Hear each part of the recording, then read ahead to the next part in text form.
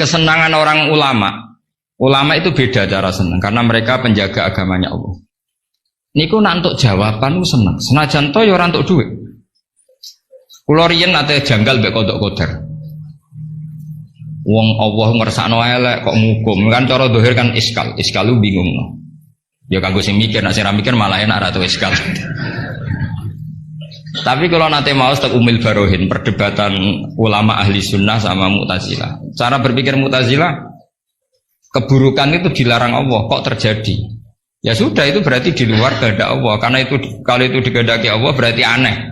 Anehnya Allah menghendaki kemudian menghukum.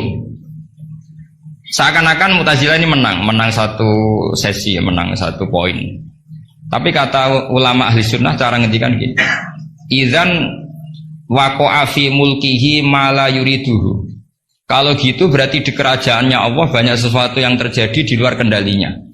Jadi kira-kira ini bantah ahli sunnah, misalnya Hollywood kan kota maksiat misalnya. Gusti seputi Hollywood kan maksiat tok. Sepi aku dia gak berdaya. Kowe seneng di pangeran ngono. Artinya resiko mengatakan setan itu yang mengatur maksiat berarti setan itu dijaya karena maksiat selalu lebih banyak ketimbang taat. Makanya Ja'far Shadiq ketika ditanya Qadar ngendikan ngene, "Atarahu ayyuk syukurhan." Masa kamu melihat Allah ketika dimaksiati itu secara terpaksa? Jadi secara terpaksa gini, sakjane aku yo kepengin wong kabeh ku apik, tapi aku dhewe ora berkutik. Kan repot kalau Allah begitu.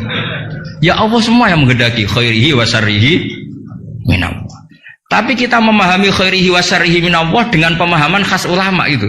Jadi mengatakan syarrihi minallah karena kedikjayaan Allah, bukan karena kita pecundang nak maksiat diisnadno ning Allah Subhanahu wa taala. Saya ulang lagi ya, kita bangga dengan khairihi wa syarrihi minallah bukan karena menisbatkan keburukan kepada Allah enggak, tapi karena nisbatkan kedikjayaan Allah Subhanahu wa taala. Sehingga khairihi wa syarrihi semua dalam kendali Allah Subhanahu wa taala. Karena innallaha ala kulli syai'in qadir.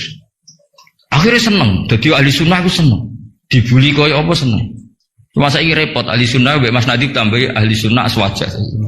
Jadi saya kira apa? An-Nahdiyah ditambah. Enggak tahu. Atau Islam Nusantara kata Mas Nadib. Tapi sekarang itu penting, tambahan An-Nahdiyah itu penting. Kenapa demikian begini? Di bahasa dunia itu hanya dua bahasa, Sunni dan Syiah lah. Sehingga perangnya Yaman ya disebut perang Syiah, Houthi, sama Sunni itu dengan makna siapa? Arab Saudi, yaitu Wahabi. Padahal cara ahli sunnah Wahabi itu beda dengan ahli sunnahnya NU atau saya ulang lagi ya, dari dalam bahasa dunia itu kan hanya ada dua kelompok besar yaitu Syiah dan Sunni. Dalam bahasa dunia itu Wahabi, HTI, Muhammadiyah termasuk apa? Sunni. Bahasa dunia loh, bahasa jurnalistik. Nah Mas Nadim itu gak ingin dikembari mereka, makanya menambahkan azwaja an-nahdiyah. Hali ziyadah hada bid'ah amlah, tidak tahu saya. Tambahan ini bid'ah apa enggak? Tapi tambahan ini menjadi penting karena begini ya. Saya kemarin diundang di Lirboyo, cocokan sama Gus Kafabi. Dawuh beliau begini, Gus jebule NU sakake. Diserang sana, diserang sini. Kalau saat ini sakake Gus sampai Pak Said, mbek jenengan. Dia matur nuwun Gus disakake ini. Karena NU ini dikritik Syiah karena ikramus sahabah. NU kan khasnya ikramus sahabah. Syiah mesti tidak cocok. Tapi dikritik Wahabi karena NU nganakno khol, nganakno wasilah, nganakno ziarah kubur. Jadi NU itu digencet Syiah, ya digencet Wahabi. Nah berhubung sunninya NU itu beda karena kita wasilah, kita khaul, maka terus sama NU resmi kayak Mas Nadib. Saya ini NU kultural. Karena saya diangkat itu ya tidak tahu, hanya tahu-tahu dapat SK. Itu ditambahi ahli sunnah wal jamaah no? An-Nahdiyah.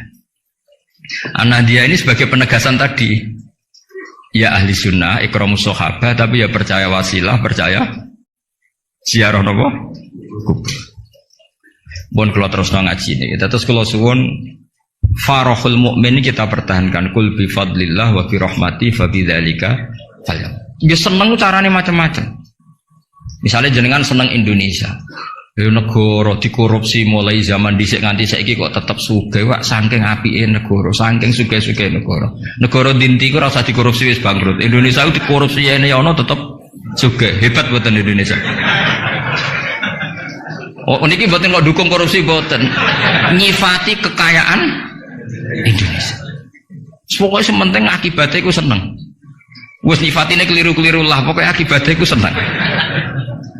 Niku ajarannya Abdul Hasan Asadili. Tadi kabeh sampai Abdul Hasan Asadili ini munajate mbek pangeran, ada seorang wali berdoa di multazam, ya Allah, berikan saya rezeki tidak maksiat lagi pada Engkau. Padahal multazam itu tempat sing mustajab. Terus jawab pangeran, nak wong ra maksiat, terus sifat ghafur ku tak gopo. Mesti kan terus ora ono gunane. Ghafur iku ora ono gunane ghafur iku perkarane zat sing akeh nyepurane jebule wonge bener kabeh. Akhirnya wali iku nggih mun Gusti mboten siyos. Nek terus nggih monggo mawon Mas, pokoke penting niki ngenang Banafek. Banafek seneng guyon iki sampean tak wari cara jadi wali lewat jalur napa? Guyon. Lho wong teke riwayat itu inna min khiyari ummati. Sampeyan rasa takok hadis itu dhaif ta hasan tabarru. Sampeyan kaya Albani berarti.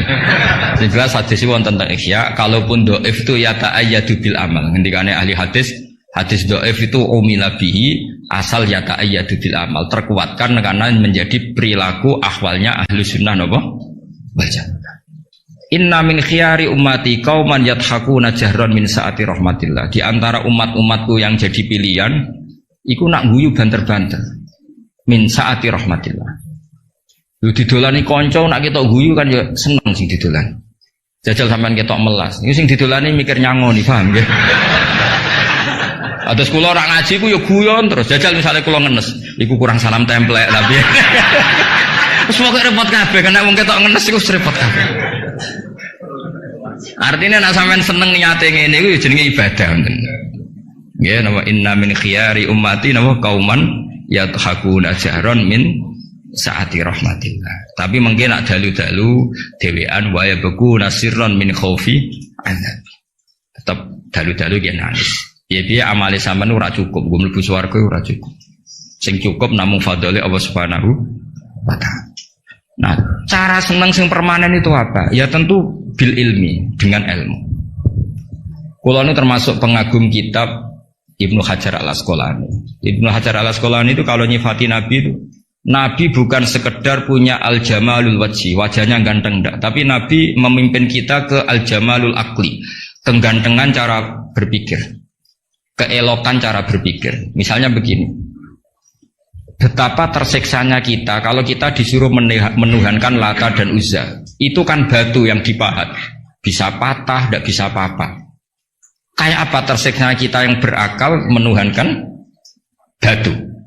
Begitu juga betapa tersiksanya kita kalau menuhankan Fir'aun. Wong dia manusia, punya mbah, punya kakek. Makanya kata Nabi Musa, Musa Tuhan kamu siapa? Tuhannya langit dan bumi. Fir'aun masih bisa ngeles, yang nuhani bumi saya. Tapi ketika Nabi Musa ngendikan Rabbukum wa Rabbu abaikumul awal, yang nuhani nenek moyang kamu. Itu pengawal Fir'aun langsung sadar, ini kok ada Tuhan balita. Karena kalau Fir'aun Tuhan berarti mbah-mbahnya tambah Tuhan. Makanya justru Fir'aun tertohok dengan kalimat Rabbukum wa Rabbu abaikumul awalin. Fir'aun kan di bapak, di mbah. Nah, kalau Fir'aun Tuhan berarti mbahnya tambah Tuhan. K.O. Fir'aun. Nah, itu jenenge al-jamalul akli. Orang itu nyaman meniadakan Tuhannya Fir'aun. Sama. Nabi Isa lahir di mana coba? Bumi. Berarti Tuhan sama yang dituhani dulu mana? Dulu bumi. Berarti kan gak mungkin dia Tuhan, wong lahirnya dulu bumi. Itu jenis al-jamalul akli, apa? Al-jamalul akli. Beda dengan Islam, yang jadi Tuhan itu siapa? Al-Qadim, Al-Awwal, zat yang sebelum alam raya ini. Kan nyaman, kan pantasnya Tuhan itu begitu. Masa Tuhan kalah dulu sama yang di Tuhan? Itu jenis al-jamalul akli. Orang menjadi nyaman. Akhirnya nak nyaman kakak tiang sinau itu guyu-guyu dewi. Sementing radinceng wong darani stres wae. Karena setiap sinau kenapa guyu-guyu dewe? Karena dia menemukan al-jamalul akli atau al-iltizat al-akli, kenyamanan berpikir. Kan terus kita nyaman. Iya ya, pantasnya pangeran niku al-awwal, pantasnya pangeran niku al-qadim. Terus disifati lagi al-baqi atau baqo. Pantasnya pangeran enggak terkalahkan, maka dia abadi. Kan ora keren pangeran kok berdurasi kok menteri wae kok presiden. Jadi pantasnya pangeran yo baqo. Karena zat yang dijaya maka dia harus selamanya lah. Terus yang namanya yang paling hebat harus mukhalafatul hawadis, harus tidak ada kembarannya. Kerennya apa punya Tuhan kemudian tersayi. Itu namanya al-jamalul akbar. Itu juga menjadi halawatal iman. Terus kalau suwon panjang di acara format Banafes, monggo semoga jadi Islam sing seneng cek nganggo cara sing salah lah, sing meletel lah, sementing seneng. Itu ada wali itu agak kacau, tapi dungane ku kacau, tapi mustajab. Sama tak ijazahi tapi aja lakoni. Mereka nak ngelakoni itu copy paste, itu jenis jiplak. Kalau dalam dunia kampus plagiat itu ditolak itu kalau. Ada seorang wali datang ke Rasulullah SAW di Raudhah. Ya Allah, jenengan punya dua pilihan. Jika saya menjadi soleh maka surra habibu, maka kekasih jenengan senang. Wahazuna aduwuk, musuh anda susah, musuh engkau susah. Kalau seseorang soleh yang cinta itu Rasulullah.